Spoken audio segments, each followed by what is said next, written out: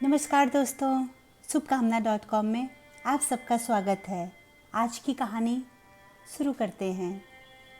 भीषण गर्मी के बाद जब आकाश पर काले काले बादल घुमड़ते हैं, जोरों से उनकी गड़गड़ाहट और बिजली की कड़कड़ाहट सुनाई देती है, तो लोगों के दिल की धड़कनें तेज हो जाती हैं, कुछ खुशी से भी, क्योंकि अब उमस भरी गर्मी से निजात मिलेगी। गीली धरती पर किसान हल चलाना शुरू करेंगे। मगर इन मेघ और बारिश के बीच कुछ यादें ऐसी भी होती हैं जो दिल में खौफ पैदा करती हैं। यही सोचते हुए भावना पुरानी यादों में खो गई थी। बात कुछ साल पहले की है। निशा मेरी खास सहेलियों में से एक थी जो मेरे पड़ोस में रहती थी। उसकी एकमात्र बेटी कनिका को मैं अपनी बेटी समान मानती थी। वह भी आंटी करती हुई बेहाल रहती, कभी मूवी देखने, कभी पिकनिक पर, और अनेकों दफ़ा मेरे साथ शेर व शायरी के सम्मेलन में गई थी। मैं छुट्टी के दिन भी कहीं जाती तो पता नहीं कनिका भी कहाँ से आ जा धमकती, आंटी मैं भी जाऊंगी। बाहर के लोग तो उसे मेरी ही बेटी समझते। उस दिन भी रविवार था, मुझे 2 व्याख्यान देने जाना था। सुबह सुबह कनिका अंदर आते ही बोली, आंटी आप आज जा रही हो? मैंने उसे टालते हुए कहा, आज मौसम ठीक नहीं है, ड्राइवर भी छुट्टी पर गया है, तू मेरे साथ नहीं जाएगी। मगर मेरी उसके सामने एक न चली और हम दोनों बस अपने रास्ते की ओर चले। जैसे कि उम्मीद थी, घनघोर वर्षा हुई। सम्मेलन समाप्त होने से कुछ पहले ही मैं अनुमति लेकर वहाँ से रवाना हो गई। रास्ते में घुटने तक पानी भरा हुआ था। कनिका मेरे साथ थी, इसलिए मैं बहुत चिंतित भी थी। हम दोनों किसी तरह बस स्टैंड पहुँच गए, मगर बस न मिली। कुछ एक लोग थे जो धीरे धीरे अपने रास्ते चले गए। बारिश रुक रुक कर जारी थी। मैंने कनिका के घर फ़ोन लगाया, पर नेटवर्क भी दगा दे गई थी। रात गहरी होती जा रही थी। मैंने बस का और इंतज़ार करना मुनासिब न समझा। मैंने सोचा कुछ दूर पैदल चलकर अगर ऑटो वगैरह मिल जाए तो रिज़र्व कर लूँगी। मुझे खुद पर बहुत गुस्सा आ रहा था, क्योंकि मैं कनिका को अपने साथ लाई थी। रास्ते में कारें पानी उछालती हुई सरपट दौड़ी चली जा रही थीं।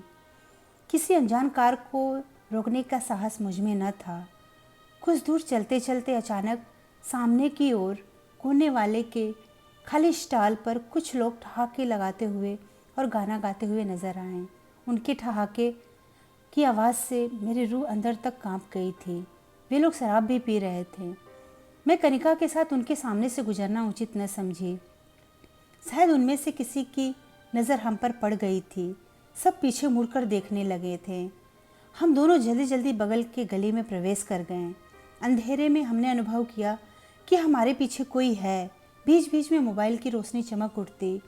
वो लोग पीछे गाली बकते हुए आ रहे थे। भीतर ही भीतर मैं कांप रही थी। कनिका का हाथ पकड़े अत्यधिक तेजी से चल रही थी। किधर जाऊं?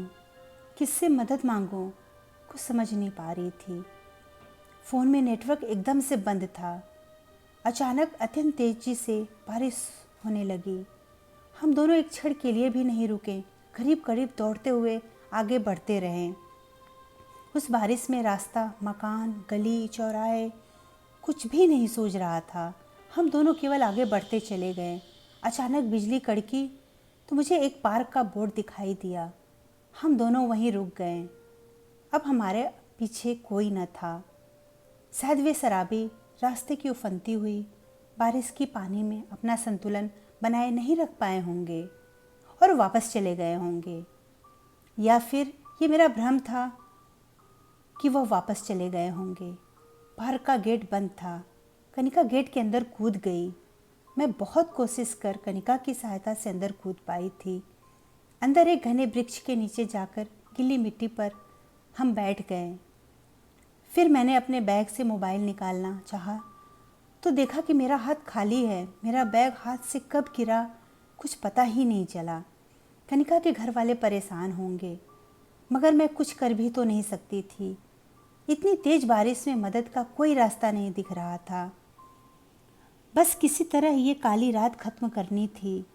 रात्रि के बचे हुए प्रहर हमने पेड़ के नीचे ही काटा। कनिका का सिर अपनी गोद में रखकर बिना पलक के झपकाए मैं बैठी रही।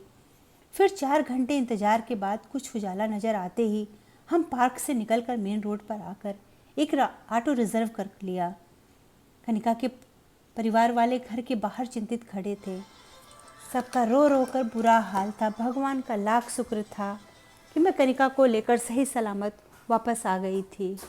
वैसे उस घटना के बाद कनिका ने मेरे साथ जाने की जिद फिर कभी नहीं की और ज़िंदगी भर बरसात की उस रात को भूल नहीं सकती। धन्यवाद दोस्तों। आप लोगों को मेरी कहानी कैसी लगी ज़रूर बताइएगा और अच्छी लगे तो प्लीज़ चैनल को सब्सक्राइब भी करिएगा।